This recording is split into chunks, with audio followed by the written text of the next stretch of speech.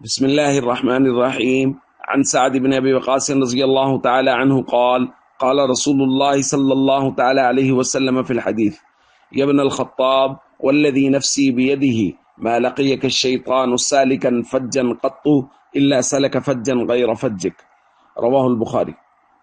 نبی کریم صلی اللہ علیہ وسلم نے حضرت عمر رضی اللہ تعالیٰ عنہ کو مخاطب کر کے ارشاد فرمایا کہ قسم ہے اس ذات کی جس کے قبضہ میں محمد صلی اللہ علیہ وسلم کی جان ہے، شیطان تمہیں کسی راستے پر چلتا ہوا دیکھتا ہے تو وہ راستہ بدل کر دوسرے راستے پر چلنا شروع کر دیتا ہے۔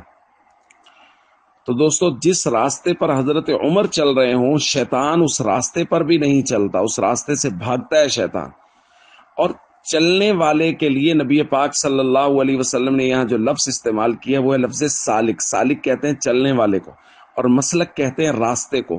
اس کا مطلب یہ ہے کہ جو مسلک، جو راستہ، جو رائے حضرت عمر رضی اللہ تعالیٰ عنہ کی ہے، جو فیصلہ دینی معاملات میں حضرت عمر رضی اللہ تعالیٰ عنہ کا ہے، وہ فیصلہ حق ہے، سچ ہے، اس میں شیطانی اثرات کی آمیزش نہیں ہو سکتی۔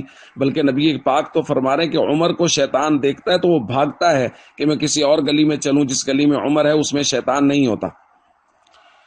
تو دوستو، حضرت عمر کی یہ بہت واضح فضیلت ہے۔ اب اگر کوئی شخص، کوئی گروہ، کوئی جماعت وہ حضرت عمر رضی اللہ تعالیٰ عنہ کے بارے میں نازیبہ جملہ بولتا ہے، ان کا کوئی خطیب نازیبہ جملہ بولتا ہے، یا آج کل تو دیکھنے میں آ رہا ہے کہ ٹی وی چینلز پہ بیٹھ کے لوگ کہہ رہے ہیں کہ حضرت عمر کو ہم خلیفہ راشد نہیں مانتے، تو اگر کوئی ایسا شخص ہے، ایسا گروہ ہے، تو یقین کر لیجئے کہ یہ لوگ شیطانی لوگ ہیں، یہ شیطان کے چیلے ہیں، یہ لوگوں کے دلوں میں وساوس ڈال رہے ہیں۔ یہ انسان کی شکلوں میں شیطان ہے، جیسا کہ قرآن پاک میں من الجنۃ والناس کہ شیطان جنوں میں بھی ہوتے ہیں اور انسانوں میں بھی۔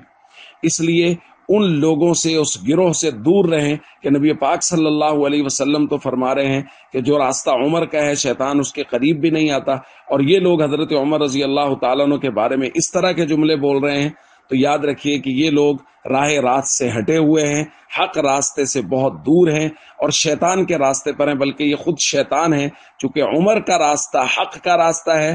جس راستے پر عمر ہے اس راستے پر کبھی بھی شیطان نہیں آ سکتا۔ السلام علیکم ورحمۃ اللہ وبرکاتہ۔